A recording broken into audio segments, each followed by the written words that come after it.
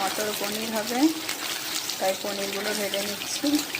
আর আজকে একটু ভিন্ন স্বাদের মটর পনির করবো, যেইভাবে সবসময় করি সেইভাবে করবো না।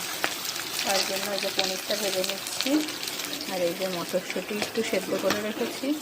এখানে আছে রসুন, আদা বাটা, টমেটো,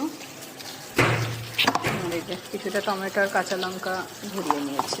এবার সব রকম মশলা দিয়ে মটরটাকে কষিয়ে নিচ্ছি। এর আগে ভিডিওটা দেখাতে ভুলে গেছিলাম। অনেকটা হচ্ছে। আর এদিকে এই যে পনিরটা নুন জলে বসিয়ে দিয়েছি।